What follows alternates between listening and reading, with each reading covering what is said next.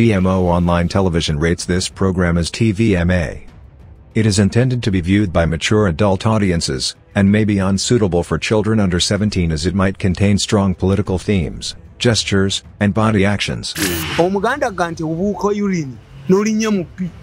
If Museveni listens to opposition nga bawa sente, why don't I join the opposition nange bampe sente?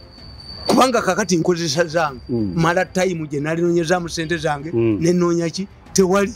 They don't give me because they want to put me like Olugosi in their underparts. Names eyo gamba mu Uganda muri opposition. Ate opposition ijobo gendo joining. They don't have their money.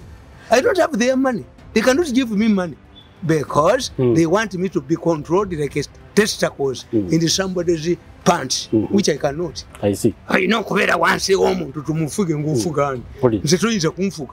But you cannot defend. Defending am I a mercenary? If I was a mercenary, what does he give me? Bampadeki. Twelichi bampadde. Everything has been effectively sabotaged. Mbongende mbajoyininge mbafukamire sibafukamirako. If you bring an appointed letter in my family, tibampa kwa minister, bane nkutira mwe smash your head. Bacha kuduka. What did happen? What happened to Muwanga when he overthrew but it's going to happen here? Mucha kurabanga baduka ngebizimbe byakomuli. Ababbi babamanyi. Uganda is not the thieves. Of course. Bagula besije ne bagula ba leaders bona ba Bobi Wine. Yes. If you buy opposition leaders, you are risking having a headless revolution. I see. You will get a headless revolution. You will lose people to talk to. I see. Mubagule. Kakati ekyokubiri bwe bamala obbali yako sente. Febe batawadde. Ntinze ko batawadde sente. I should come and fight Besigye. I should come and fight Bobi Wine. For what? Museveni ampa sente mmeka. N'emmotoka nze njeeteramu amafuta. I put a fuel in my vehicle. I pay lunch for my driver. I even pay allowances for my security people. I see. Bampaji. Do they pay me for these programs I make? They're depleting my family resources. What do they give me? Nothing. This government is not facilitating me at all. It has come a time. It comes a time when things are not defendable. Of course. Yes, because I cannot close to the opposition, but I will go home and sleep. There are things when it comes. You see, if you want to retain your dignity, when you want to retain respect in society, there are things you don't defend. Katonda atwadde omukisa okubuulira abasajja bano nti ejjoogo lyabwe obusuma bwabwe bwe banaaba tebabukutteeko gavumenti egudde evu mu lunaku lwe nakwata kabuta mu ngalo bwe lwavaako ebizibweko emiisuzi ennyala nakula neegomba pulezidenti omutuuka bwe namukwata mu ngalo. Mbalamusizzaako mwena gye musinzira okubanga mulaba TM Online Television, mwebala okutuwagiranga entakera ne mutufuula TV yammwe nnamba emu eyisinziira ku online. Yenze Kanka Kapita, yenze mutesitesi waayo, natuddeyo dda n'omukukunavu Joseph Tamale emirundi senior okubatuusaako ekitundu kyaffe kino ekirala ekya Political Dose. Nga newankubadde yacwanye dda nyina okubawa obubaka. Gwe wenna ayagala okuzimba naye ng'ekikyakutadde ku bunkenke kwe kubeera ng'okufuna ssente ez'awamu n'ozikuŋŋaanya ozimbe ennyumba ey'ebirooto byo. Naawe nga wakuŋŋaanya dde ez'awamu naye ng'ate gwe ekisinga okutiisa okuzimba be bazimbi okubbira ssente zo ssaako n'okubba matiriyo bakukakoddeyo okole ssente endala ez'okunoonyeza mu kiwato ensangi zino.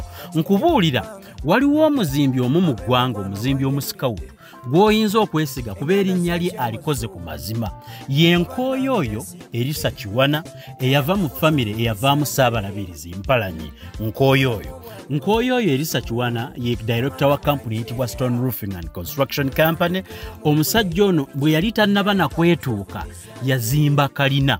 Kakati nkuwa amagezi bw'abadde ayagala okuzimba ennyumba eya bulijjo tolowooza nti walikyusizaamu n'ogamba kanzimbe kalina.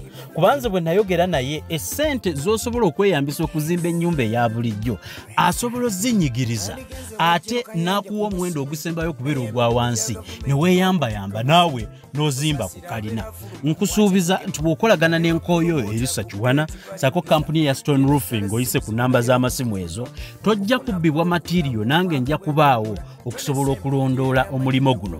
Stone Roofing and Construction Company tezimba nnyumba ku ttaka lyeteetegerezza naddala mu abali emitala w'amayanja nga baakugulira akataka weeyambise Stone Roofing ogulewo nabo fayiro bwe baba banaazimba ku nnyumba yo basooka ne beekebejja ne bakubuulira nti ettaka ly'okuzigenda okuzimbako liriko enkaayana oba teririiko nate era mu kirala maaso awo mwabatasobole kubawa mirimu kubazimbira zammwe ze mwetegekedde Stone Roofing eteekateeka okutandika okubanga ezimba amayumba abamu mujja kusobola okugula kwago kakati I highly recommend nti okwata omusajja gwe bayita Nkoyo Irisa Kiwana ne kampuni ey'obuyiiya eyitibwa Stone Roofing ne bakuwa the best prices on the market ate ne bakuzimbira mu bwesimbu so kuba ku namba ez'amasimu ofune Stone Roofing and Construction Company.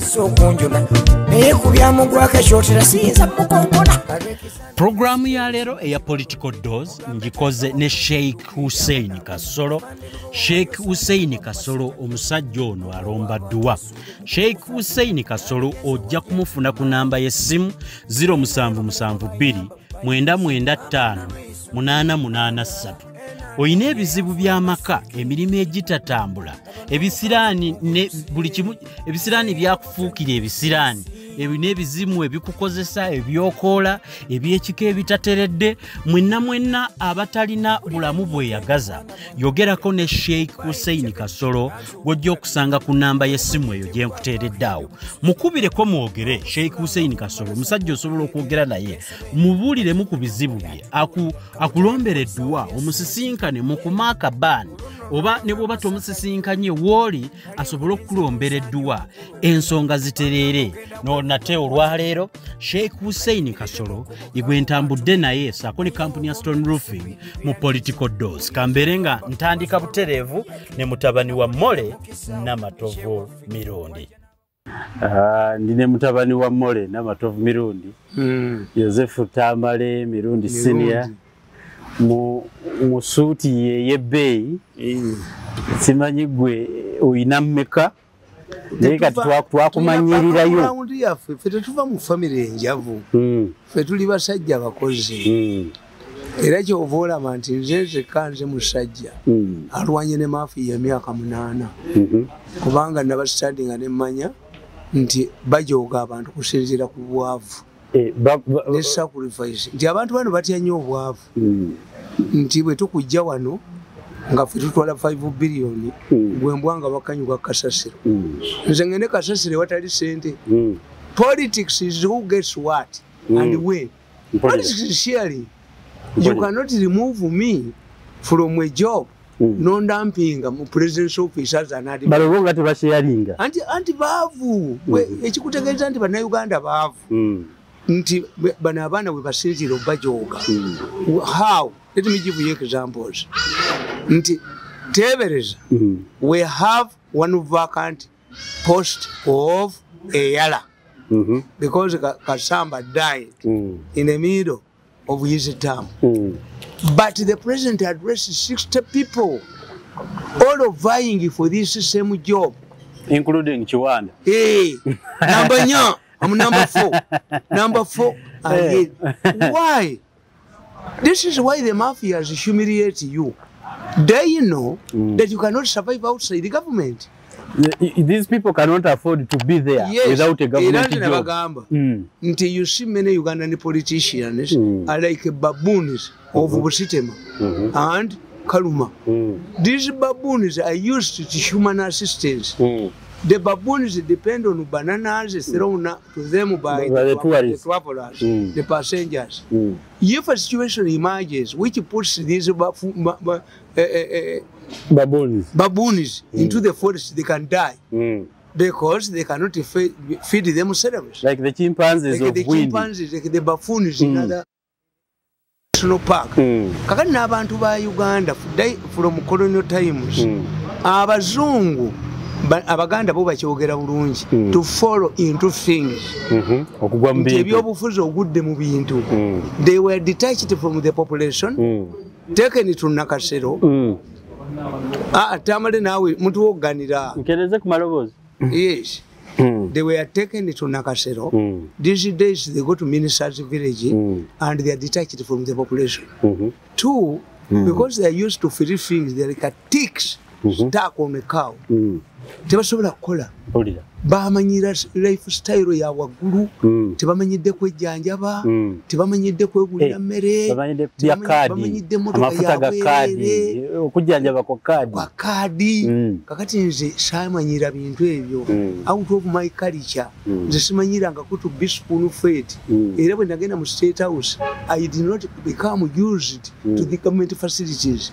This is why the moment they wanted to humiliate me, we fell apart. Of course. Nze nkoze the longest resistance in Uganda history. 8 years. Era nakakati bakitegedde have defeated them hands down. Kubanga byonna bye nabagambanga bibaddewo. They targeted my wife.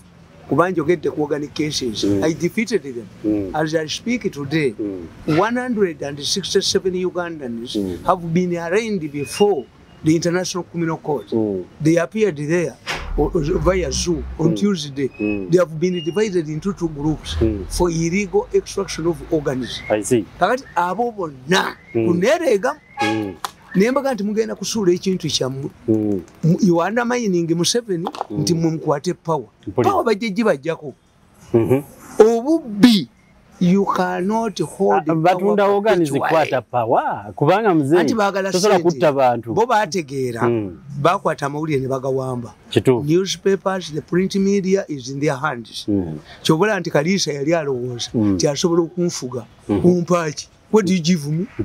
Ne bagenda bagamba ono musajja Ssenyonga nti angobe ku TV. Who lost? What up? Siyinza kuddayo. Kalisa yali asindise Mwanga nalina namu benyo ndo Mwanga mutirewa. I would have smashed his head. I see. Me am a pig. I don't have a reverse gear. I see. Because who helps the other? Is it the radio station or TV station on my head? All my ideas. I see. Kakati nze mbapuluvingidde nti nze tosobola. I don't need a government job where I'm going to be. Resistance jokoze. Tejiddeko costs. Anti-cost. Family affair yachitulu as an attack on the dignity of our family. I see. Naffe tujogebo. Nebakujjana nebakanyuka kujirikije okutali sente. Nti encha atajja mu new version semanyi nga ndi wansi wa Kabushenga nenyo benyondo ne mukama wabwe yegunga. Nti tubyanda Kabushenga. Tubyanda Kabushenga. A man who used to work under the president that ngende under Kabushenga nenyo ko benyondo nkaso omutwe. Mbwaha Kabushenga kano kamwe kagonde katumweba. I can give mirundi ejobu gande give it yo wama atayina muli. Mwatwale mbiri. Nenyo ko benyondo bali mu bulide nti nkasizo omutu. Kakati I've defeated them hands down. And there is no other Ugandan who can make this resistance. Who has staged the resistance because like you? For me, having worked in a very strategic job, I was able to see into Uganda timuli opposition. Nabaga nti a boy who sleeps in the shrine does not give respect to religious leaders. Because normally these religious leaders come to a witch doctor for help. For powers. Nti omwana asula mu ssabo tawa bannaddiini kitiibwa. Kati nze mu State House nalaba abeeyita ba opposition leaders nga ssente bazikima ekiro.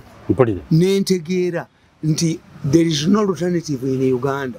Uganda is very unique. We don't have a functioning opposition. Bonna baagala kulya ssente. Kakati nentegeera nti yusinza kugendayo. I cannot join Uganda's opposition because it's a misnomer. These are masqueraders. They are paid money by government to survive. I see.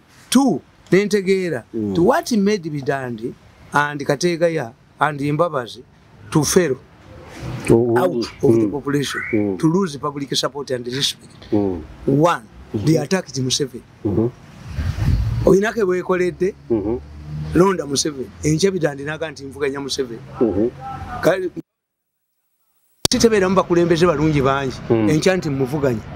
Kakati these people they kateka yazi omunyankole teyekyusa mu kitanda mirundi ebiri nakomawo humiliated kateka ya nentegeera nti once you fall out with Museveni no mulwanyisa you lose. Nze salwanyisa Museveni and like other people ati abantu bali babatunulira nga decoy za mukamaawo nti decoy nti abasindika eno bajje bafuuke ekirala nga bali kirala. Political science, if you want to ballot, any leader who waits to be sacked by the president in the eyes of the public is as guilty, because what does it mean? This is why I explain that me I don't praise Mandela. Why? That Mandela had one term. Why didn't he reject to become president, to remain a freedom fighter? I see. Like Kavua in Italy. Kavua united Italy, but he never took power.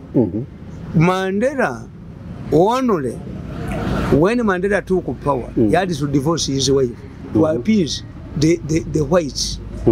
Here, when Chris Hani, the commander of the South African rebels, was killed, did Mandela institute a commission of inquiry? No.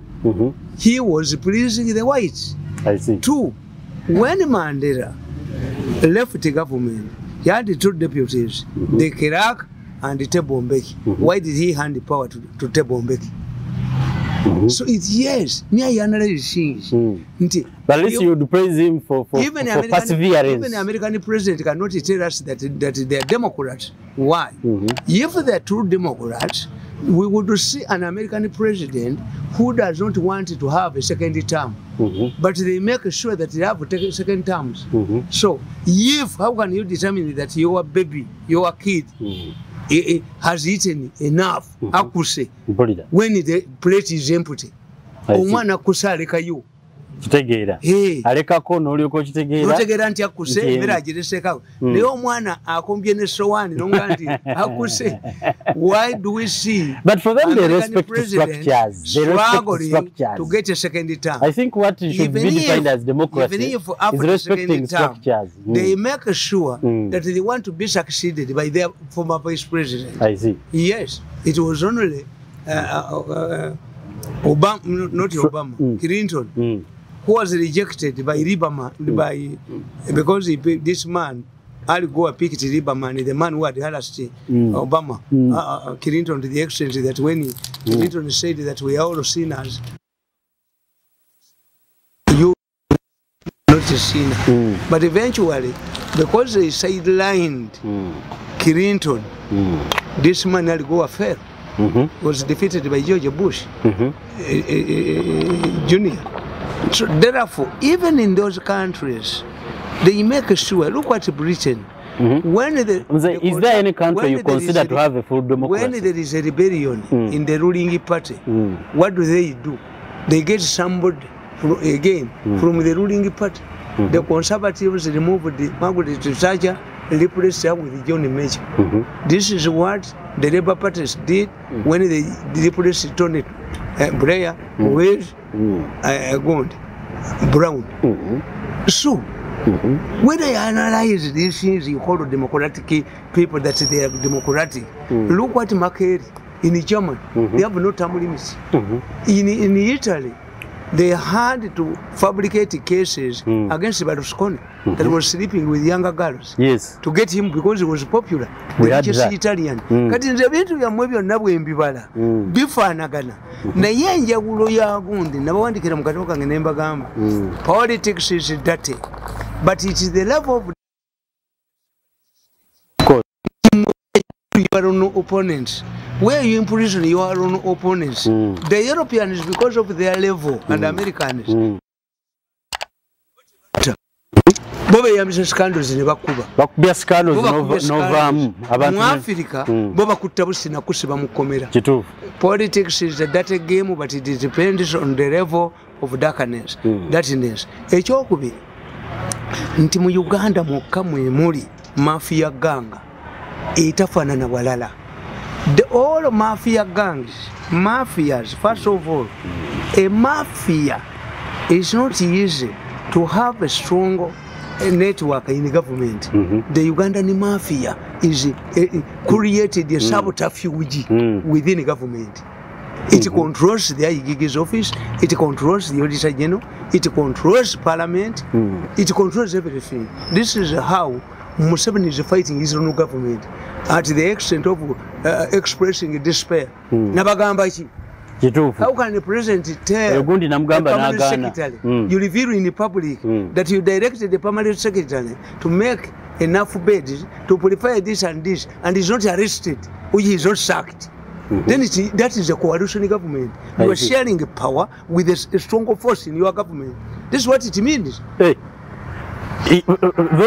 Whatever we hear him say is a sign of coalition. Yes, he's sharing power with some people that he cannot deal with them. And in this case, they are mafias. They have a strong, and you see, Museveni being a Muyekera, he knows.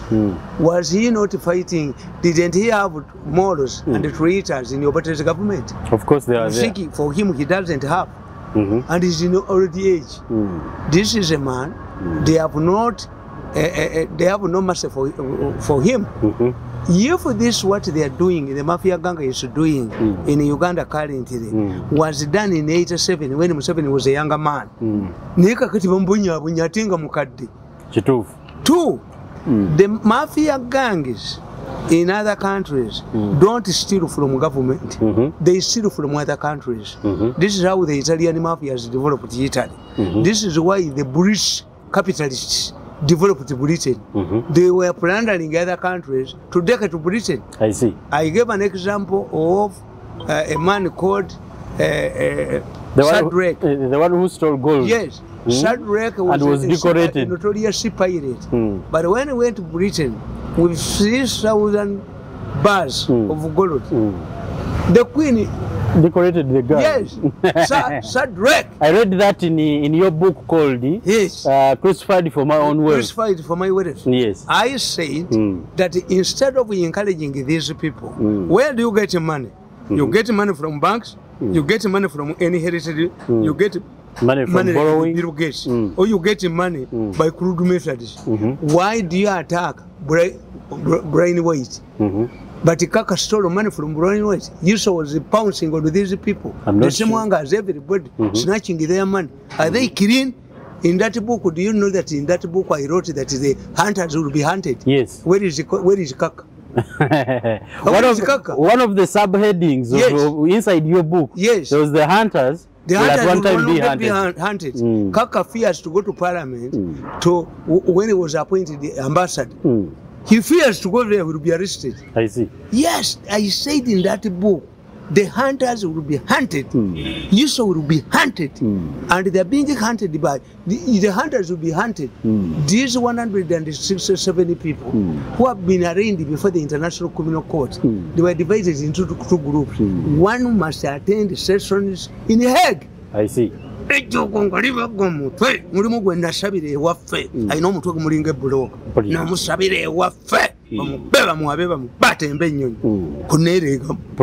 Yes, kakati ekyokusatu ekiri mu Uganda nti mafias don't steal important or undermine important pillars of the state.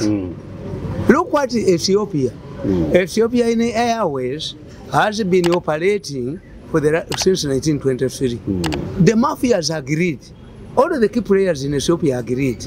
Let us not destroy this Ethiopian Airways. Let it be the national carrier, flag carrier. And it is one of the best. It's an African wound. Kakati rojo sanga nti eyaba no bagibbirawo ne mubire teyaluddeyo. Nebajisuma mubire teyaluddeyo. Ennyonyi ya wano omanyi yavudde dda mu bbanga ate gundi somebody was telling nti yaweddemu amafuta nga tewali abawa credit. Ennyonyi eyo egendamu abantu 67 naye ne bumubeeramu basatu batwala essowaani 120 ez'emmere. Ani agisaplying? Abadde minisita kati bamugoba atalina wooteri abadde asasulamu emmere.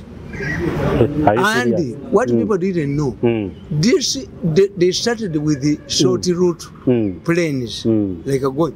On its maiden flight to Mombasa, it took a container of organs, human organs. I see. Another container is hiding in Uganda.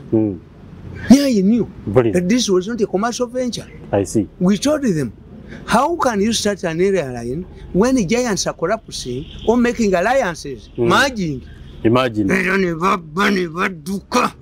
When you go to Zimbabwe, you cannot have a Zimbabwean policeman accepting a bribe from a poacher. I see. It brings what? wano kiki bataba uyogera wano kye bataba sente za UPE bazibba sanctuary bajiba Museveni eza radio ne TV eza popularizing Museveni mu kalulu bazibba you tell me where the yellow bicycle zani yali agira ikikudupi tativisi the alive Museveni yaleta obugali naye nga akagali okavugamu wano na wali bekakutuka ale bukyalabika abantu babubba ne bakola ki ne batwala president mu company ekola batteries nga bamulimbye eti radio and nobody is arrested that must be a coalition Mzee kankubuuze ne babba amasanyalazi ne babba sente za polisi eza Ssaako tewali gwe batatya ne babba emisaala gy'abali e Somalia ne babba owino ne babba ettaka ly'ebisaawe gavumenti kyeno. Let me tell you Museveni invited the delegates NRM delegates who have who can decide to remove their chairman.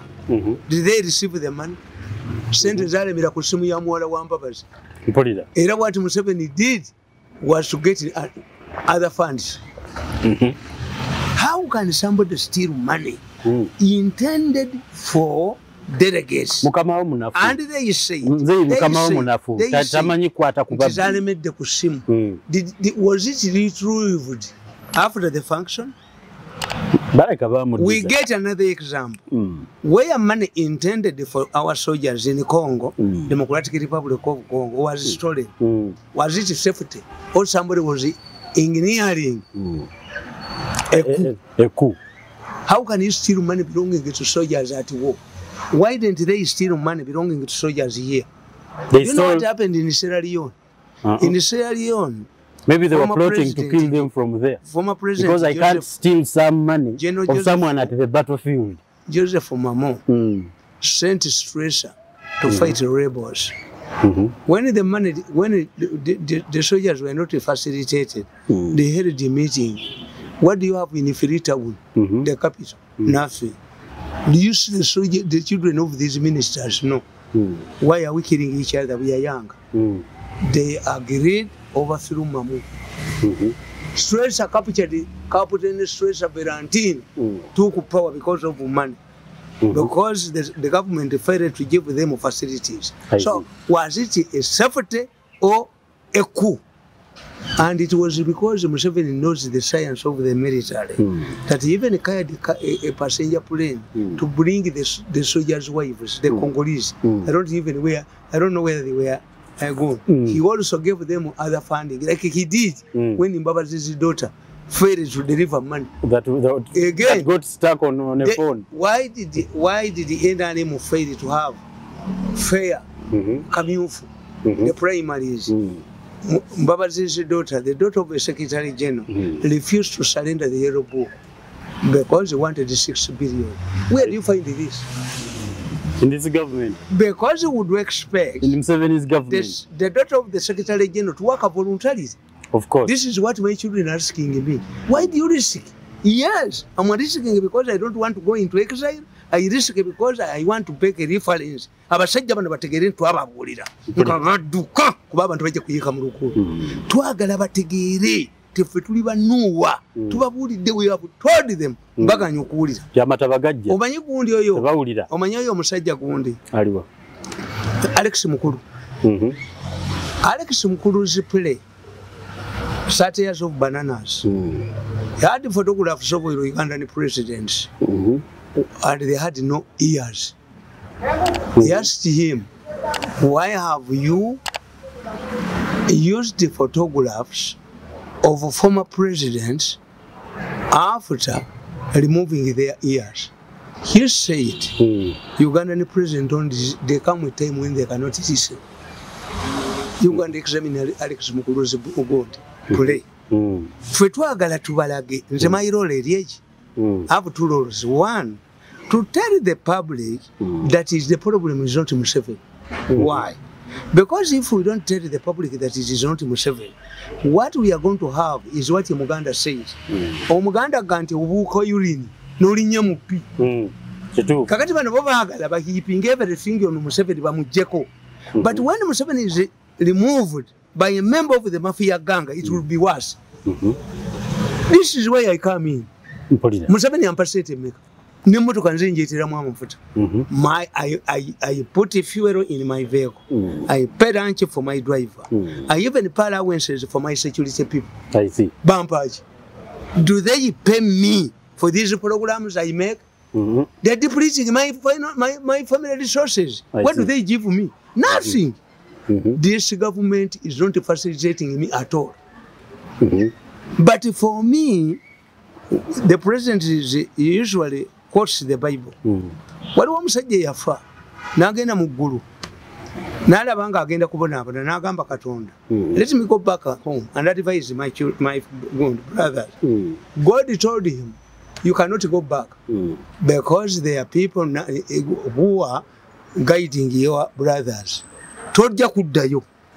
Katonda atuwadde omukisa okubuulira abasajja bano nti ejjoogo lyabwe obusuma bwabwe bwe banaaba tebabukutteeko gavumenti yegudde kana akaloolo COVID is going to overthrow the government. I was talking to somebody and I told him what happened to Martinique. Anybody who did not study history, European history, you can study Martinique and compare the situation with Uganda. The Vienna conferences. I see. Martinique could do. I remember that. But Martinique failed to handle the revolutions of 1848. Do you know how he ran out of Vienna? No. He moved like a madman on a forged passport. And when he arrived in Britain, he never came back to participate in the politics. Ekisuula government kiba kitono nnyo. Unlike enzige, unlike HIV, this COVID-19 has forced people into you have removed liberties from people. And Ugandans are falling into the category we call double Z. Zenkolawo zendya.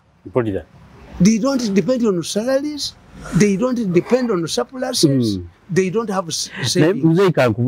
Why is it that Museveni, every promise of Museveni never comes to pass? He has just promised people money and they are not seeing the money. People are dying of hunger. There is nothing from him. That believes that by sacrificing Museveni,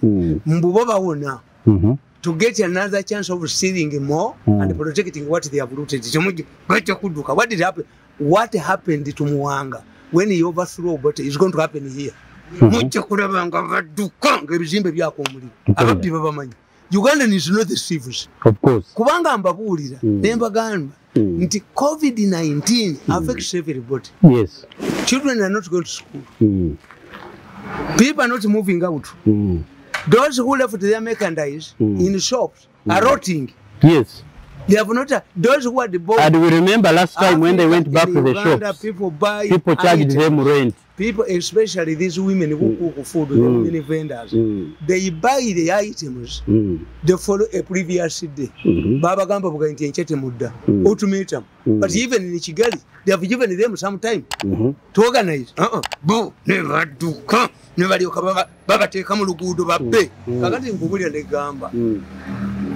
Machiavelli tells you, he never mess up with something that unites all of the people at the same time. I see. Whether you are an animal man, they are out of touch with the population. Of course. If I show you the messages on my telephone, people who are asking me for money, you can think that people think that I'm part of government. But I don't have their money.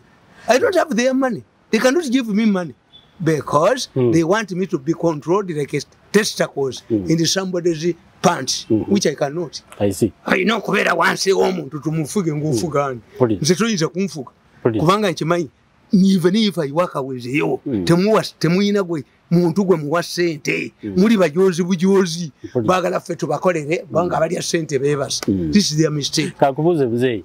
Museveni alagira atyo omuntu permanent secretary wa kintu namugamba ekintu n'agaana andi kankubuulize ye Museveni ngasiba aba opposition bano bamulemerawo nti in political science if you want to earn people's sympathy become a victim. This is what Museveni says. Nabagamba, what did I tell you? That in the public people will say that Museveni was defied. But in Africa, people don't expect a woman to defy a husband. Yes. When a woman defies a husband, then it's a weakness of the husband. Yes, this is why if we want to be ridiculed on the village, let them send to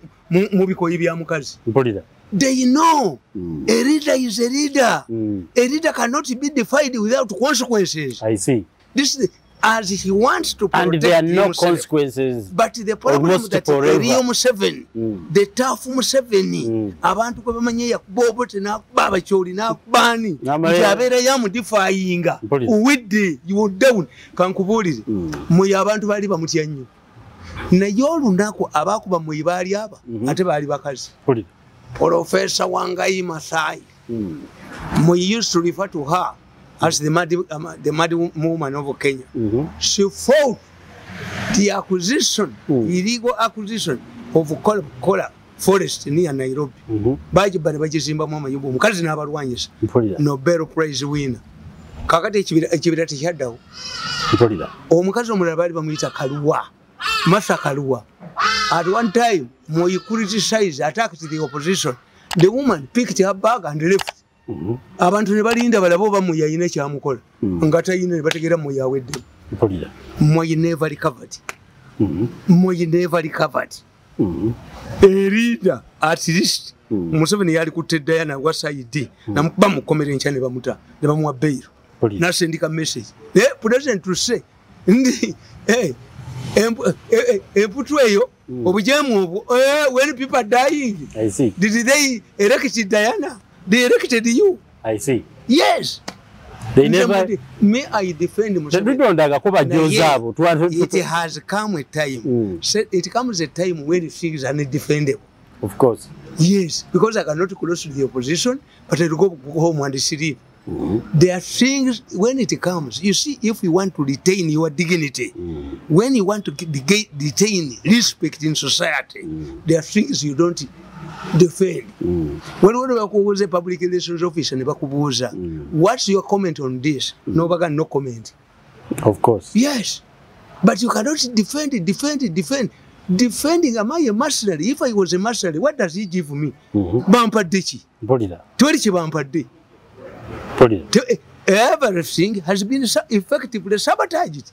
If you bring an appointed letter in my family, smash your head. No, I minister of Museveni wali.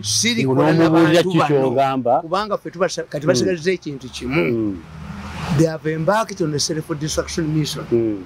It is in their interest not to steal this money that the president has acquired.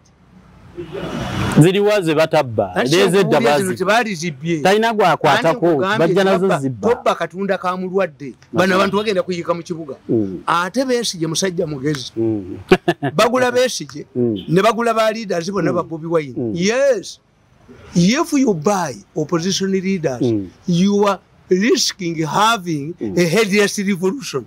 I see. You will get a headless revolution. You will lose people to talk to. I see. Kakati ekyokubiri bwe bamala obbali yako ssente ffe be batawadde nti nze kwe batawadde ssente I should come and fight Besigye. I should come and fight Bobi Wine. For what? Kakati kakatolaba Besigye. Besigye was given money and supported the local government. Besigye is now bouncing back, inciting border cyclists. Do you know why Besigye is inciting border cyclists? And Bobi Wine will join in. Because if Bobi Wine does not join Besigye, Besigye will take the people. Besigye is looking to what makes him relevant. Besigye is looking for an opportunity that makes him relevant to overshadow Ani Bobi Wine. Kakati Bobi Wine nayo lunategeera nti oli kazanyi. Yes. Kakati bwe kiri bwe kiti. These people want to incite the border cyclists that they have not benefited from Museveni's fund. What Museveni is going to do is call their leaders and give them money. nga zino bazikoze eki nga bazitutte for fear of tear gassing people for fear of riots in Kampala. I can bet Museveni will call at night leaders of motorcycles, the staged ones, those have been staged by Besigye, the opposition.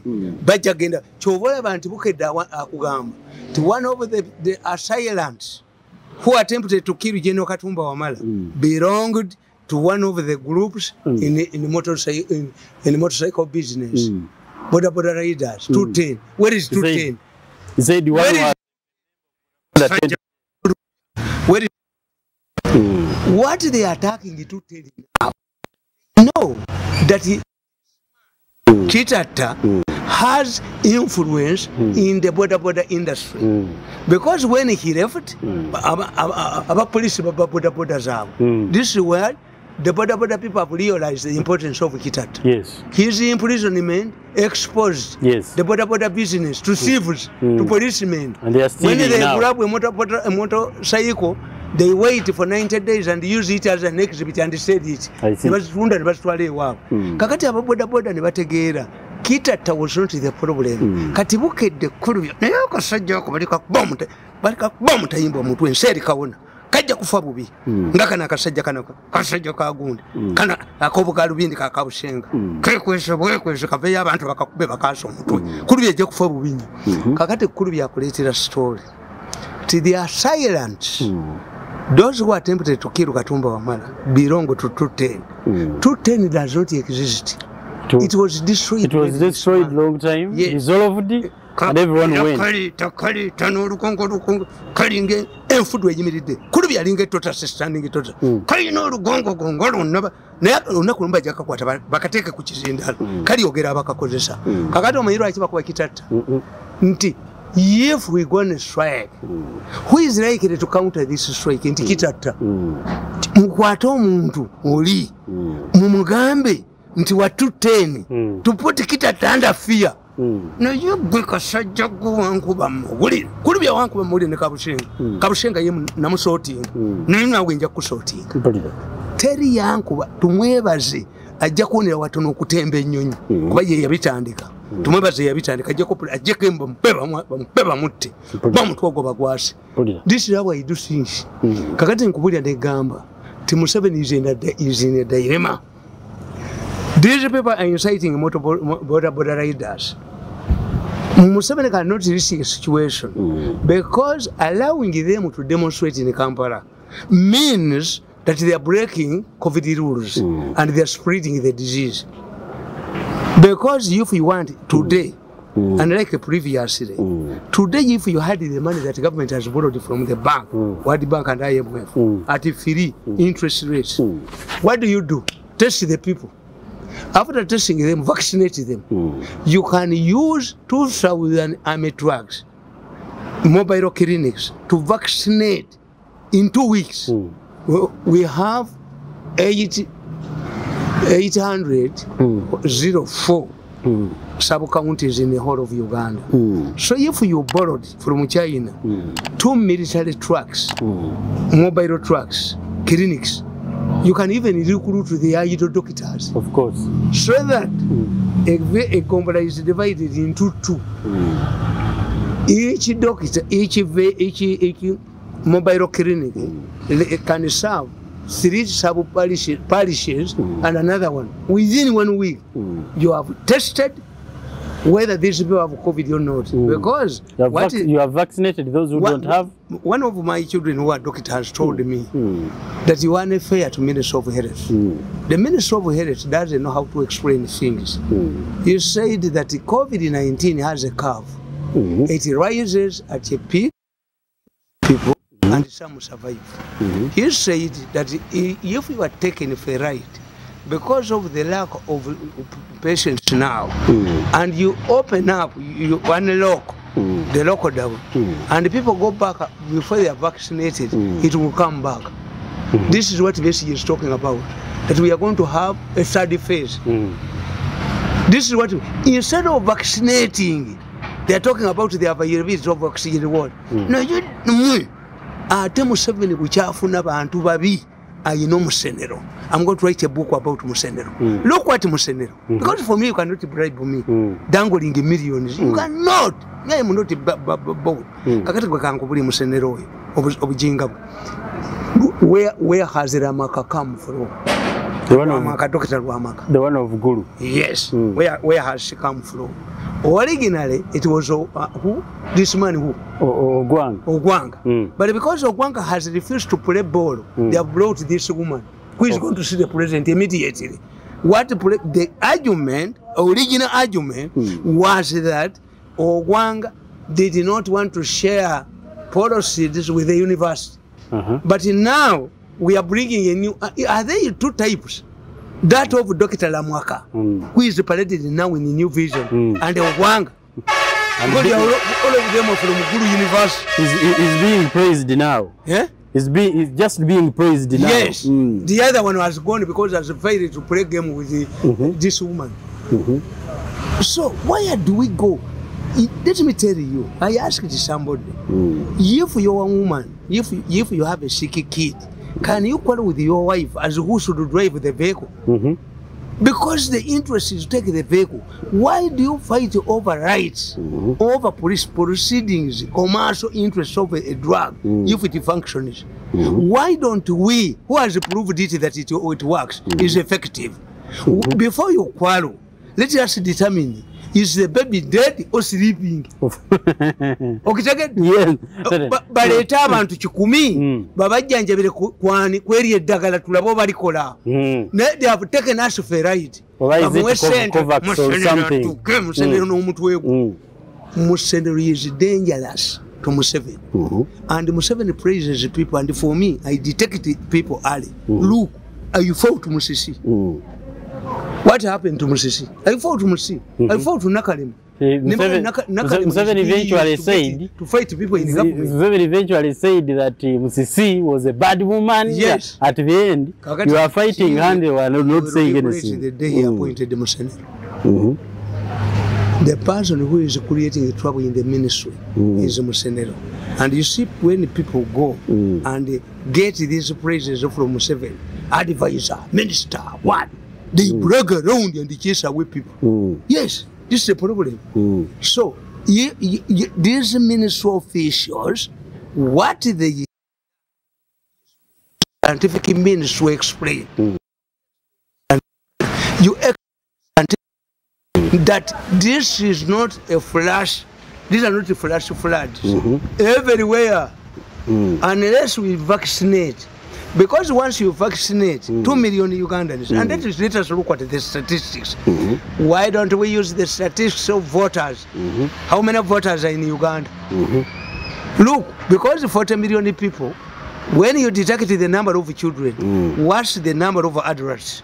You have all the data. What if we use the voters register? How many Ugandans need vaccination? How many? How many Ugandans need vaccination? Because the moment you vaccinate 2 million Ugandans, you are creating an army of 2 million people who cannot infect and who cannot be infected. This is what the countries are doing. By June 2022, Kenya, Uhuru Kenyatta has declared every Kenyan would have been vaccinated already.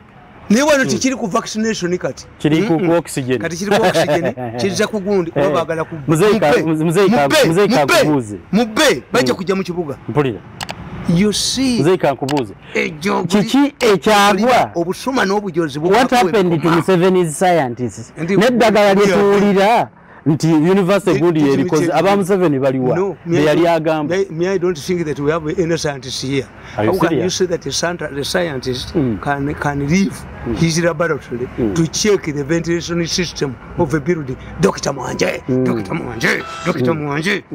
That must be a cabin man, a toilet man, big kakatandal uyu. A man, a researcher, to abandon his laboratory, to go for a building in Kampala, to check its ventilation is only in Uganda. These are Museveni scientists who can afford to live with their laboratories. You look at me. When I'm writing in my books, I don't even want to You don't even want someone to make some noise around. Yes, I don't even want children to cough or sneeze because I'm concentrating on my books. How can a scientist dealing with the serious virus like coronavirus, which is a pandemic? Dr. Mwanje, he disappeared like a gonorrhea. Even these ones, they will disappear like a gonorrhea. I see. Museveni will disappear like a gonorrhea. He will be the most hated woman next to Musisi. I see. Bebabuzabuza president. What we need to know. Babuzabuza ku buli kimu. Lwaki tasobola detectinga.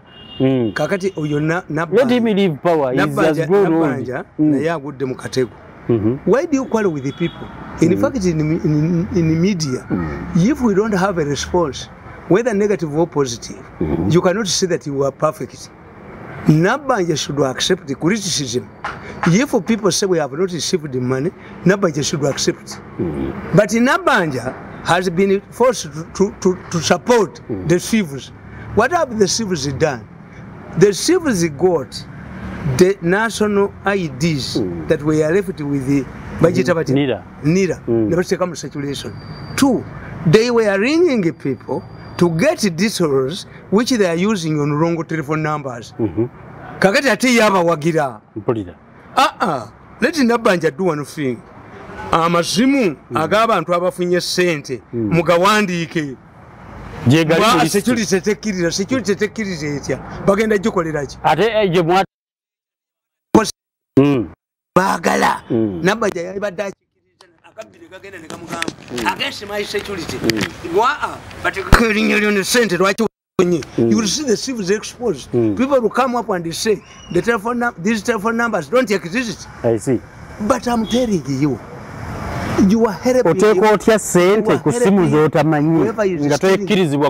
Whoever is stealing this money is an enemy of himself or herself.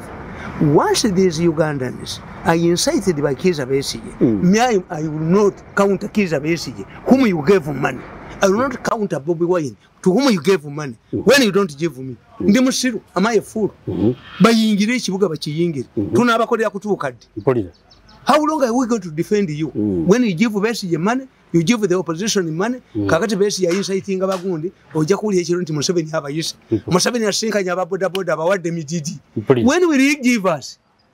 Mwaba mwogera kunaku. Because it means it is reality. Abamwetoladde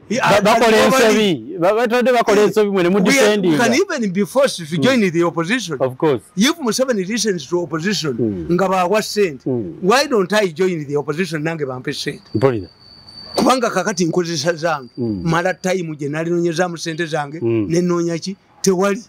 They don't give me because they want to put me like Olugosi in their underparts. Names ogamba mu Uganda temuli opposition. Ate opposition kijoba ogendo joining. Because you're saying why don't I join opposition? We can start a party. Opposing amutandise yamu. We can start a party. Even your son ran away from the opposition. We can start a party. We can start a party. If these people think nti bobo kabe basobola, we can start a joining party because Ugandans have lost faith. Naye bo kakati Besigye akomyewo. Bamuwaluli sente n'abawagira ku lockdown kati akomyewo n'omutwe gwe nti expect me to fight him when he got money and you didn't give me. Are you telling me to fight Besigye now?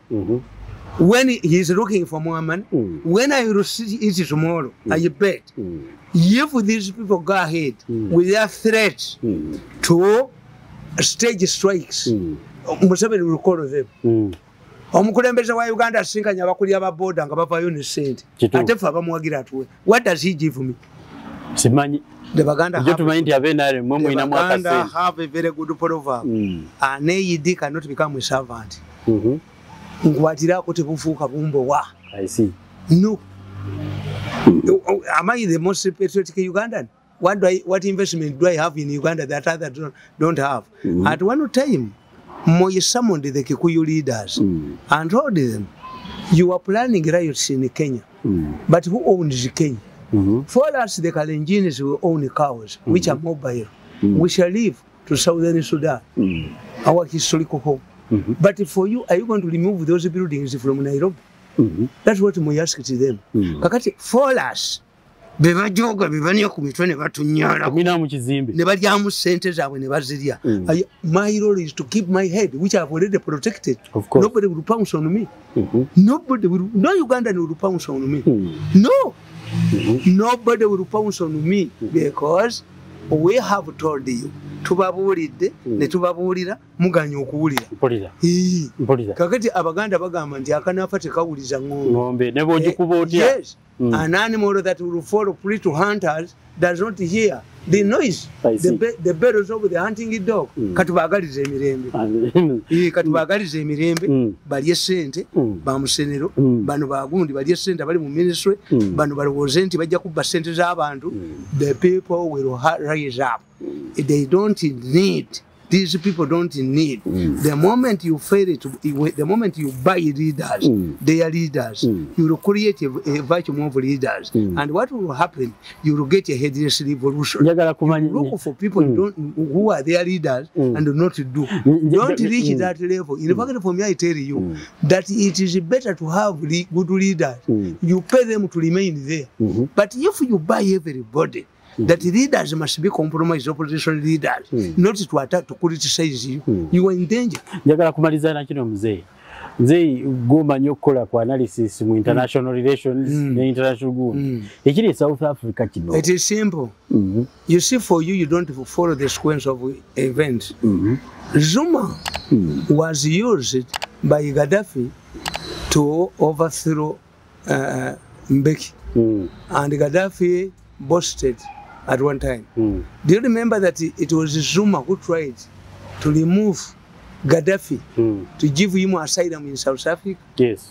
Have you forgotten that at one time they wanted to arrest Bashir in South Africa and Zuma refused? Yes. Have you forgotten that there was a struggle to edge out Zuma not to become president? Has been suffering a series of investigations. Have you forgotten that at one time Mbeki influenced a divorce of Mbeki's wife, who later became the chairperson of the African Union? She was divorced. She only adopted Zuma's name after Zuma had become president. Ngebyo bikolani omukazi. Ate omusajja tumwagala atokola bodi. Kati mmya mu contemplating one thing. We have these theories. How do you treat a leader, a retired president, that he defied ruling? The court orders. The court orders. Is it how you treat the vice president? Does he have aides? Zuma knew that they were bent on arresting him. And what he has done in the short term and longer term, he couldn't use violence. Because if you use violence in Africa, everybody belongs to a tribe. Of course. So if you want to use the Zulus, what about another person from another tribe who faces the same problems? Would they use their tribe? This was an issue that would be normal, in normal circumstances, would be handled diplomatically. If a head of state, because whatever they are doing, that he did this was corrupt, it was what? Was he running a dictatorship? Can you say that the South African government, with all its democratic institutions, who had been muzzled up by one man, Zuma? They have another thing. The way I look at the Zulus is that it could be that people like Zuma want to create a third force. They want to create a political party. That's what I'm saying.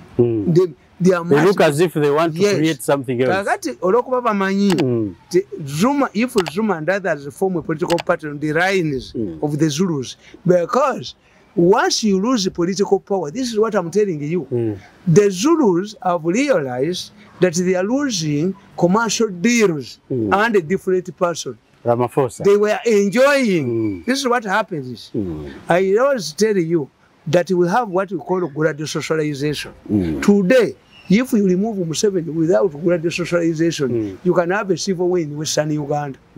What you do, like in Western Nile, immediately Obote went, there was a civil war in Western Nile threatening to break up. This is when they were reminding Ugandans that Western Nile came to Uganda in 1903.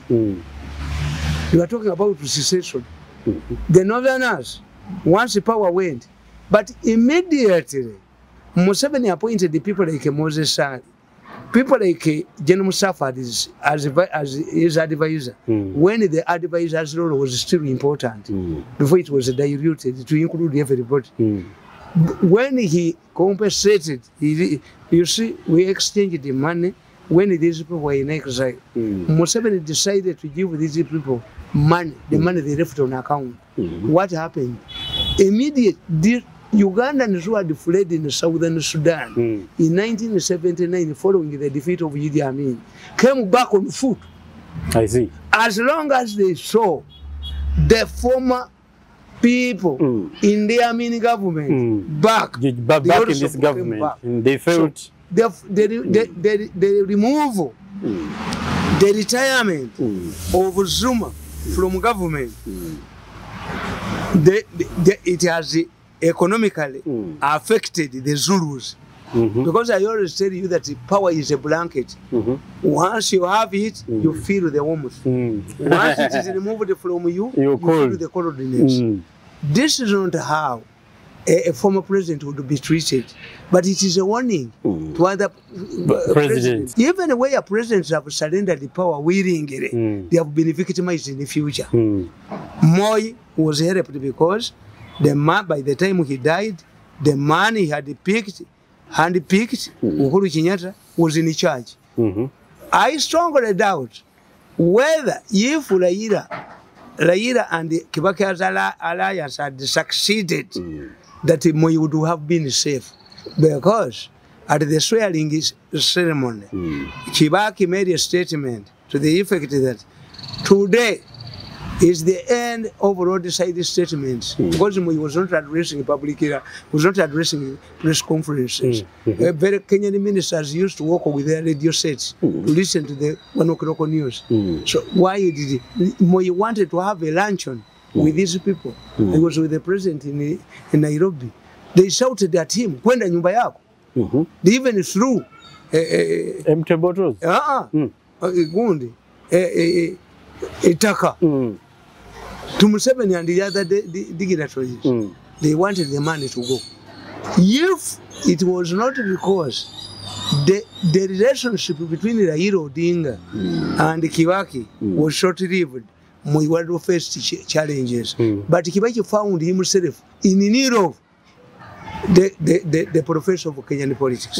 You go to Angola. What is happening in Angola? His successor is persecuting him and his family. Why?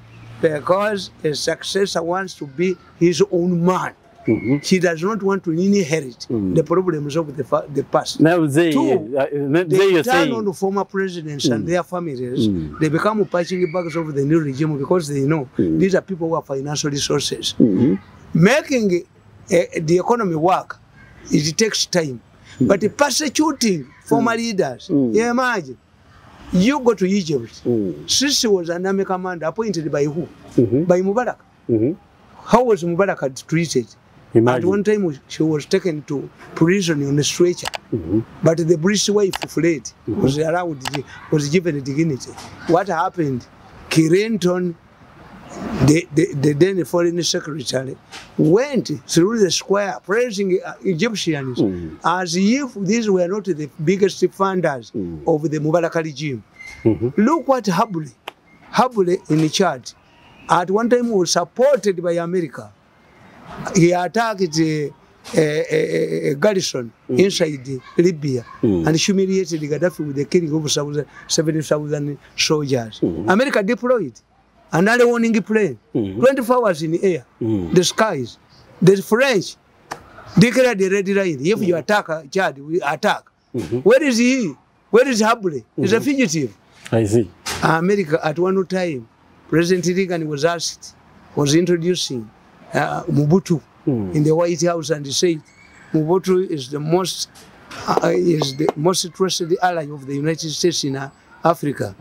When Kabila launched a war, Bush said Mobutu with the past.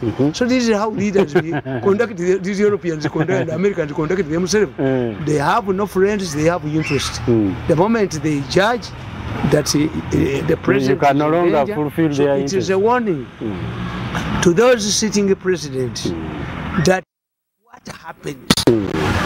In fact, these presidents made a mistake.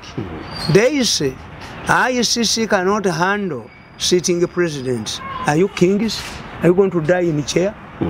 The issue would be a president must be challenged, must be sued. Let you sue me when I'm still in a position to answer. Of course. 2, presidents must involve themselves in choosing a successor.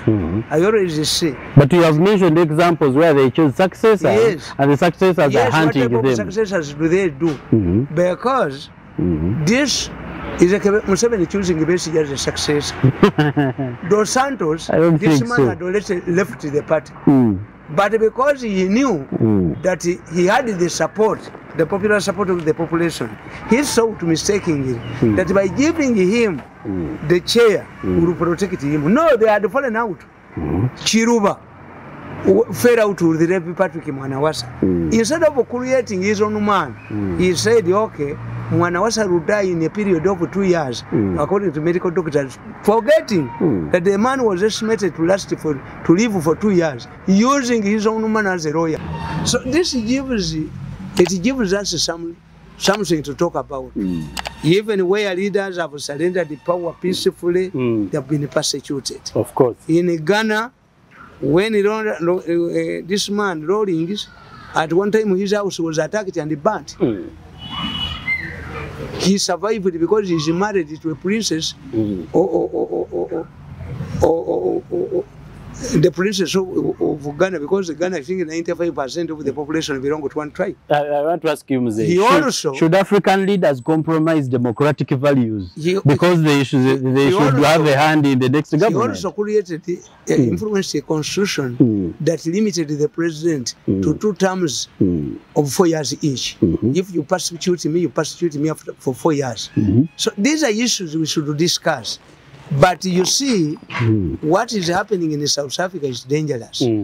Zuma has been treated the same way this man, the other man was treated. The same way. They expose the nakedness of Winnie Mandela. What if it was Mandela himself? If it was Mandela who was outside? What if Winnie was the political activist and who was jailed for all that time? For all that years. Could Mandela wait? Mandela would have waited. But Mandela did not compensate, did not reciprocate what this woman did. Even if he had the babies, he would have had the babies because was it thinkable that one day would come back? No. Yes. South Africa is like Southern Sudan. They are young in democracy, but they have not changed from the mistakes of their elder brothers and sisters. Yes. Okay. What you to malirize ekitundu kyaffe kino mutabani wa Mole n'amatovu birungi tweyanziza nnyo tuwabula kyensinza okukwatamu tubwe bunyazi bwa wano nabo bujja kuleeta ekizibu ekifaananange bajja gisuula gavumenti yabo bagenda gisuula toyinza kubba ssente z'abantu balirawo kitaabu. Abaganda bakuga nti okwagala mukomusibe n'omukono osimba waliviira mu kkomera gyakuwalane. But these are free people who can come out. They are not in prison. Yes. And they are being incited. They are being incited. They have given you goodwill. Sente zaabwe temuziba wadde. Kati what Museveni is going to do, as usual, agenda kuyita ababodaboda abawe n'abasomesa beedimi n'abaabawe. We shall not benefit from oil. I wrote a book 15 years ago, The Oil Curse. Tetujja kukwata ku mafuta. I remember. Tetujja kukwata ku mafuta wano. Amafuta gagenda kuggwawo mu ebyo. Tugenda bwe twewera kuba bagenda kumuzannya. Ababodaboda kasaba gamba tuyise mu kibuga. Incited by Besigye and Bobby Wine. You will see teachers. Next. You will see abaana b'amasomero naffe twagala kusoma you see abataxi and you see I wonder we got money from National Security Fund. What has happened? Why is it that the police does not touch on which Ssaako to give policemen? Ekyo tewali akyogerako. Ekyo tewali. But the policemen are deducted 50,000. At one time it was 100,000 per month. What role does this money do? I'm not inciting policemen. Oba ino gena nozeola. Why is okuwa strategy ngewe yola musako za bulijjo? Ezo bazikula mutu ezale biru zibagaga bafundu. Akati umupolisi gumwaliddeko sente zenga mumusala musala. Ngumulowooza kuba tiya gas. Ajja kuzina n'abantu. You will see. So the policemen dancing with the population like in Malawi and other countries because they have the same fiber. Yes. Umupolisi yali ewa sente. Family ye mutumire. Mama wa mutumire. You can see that this policeman is the most important person in one's family. Bamusaba sente abewa bamukubira esimu kubuko bamukubira esimu abani bamukubira esimu tazira sente yetalina ngomuganti ajja kuba abantu tiya gas bemubyeko sente zabo ngabantu bayika mu luguudo nga nayazi oba nange nyiga nanga mwana oyiti nti bagaba sente nze tebampa bagaba sente nze tebampa mbubagala mfuge handikiddo ngendeyo ngende ngo bebankozesa ndi wansi wa muntu nswere empundu tebalinda bako abaziba yes if you want me use my company mirundi media njitike mu sente I work for you ne okungama munzije advisor bakuwana advisor mubina ani alimu you tell me an advisor who is active buza kusasiro bayaziriddeko teri flattering tibiri mukantu yakuwana wana bobe balya mu abakulu mulire ye nkadduka ngagula ebizimbe tetuli basiro ekyo nkubuulira bwe tushewe tutabudde tubasibudde we can't be fools.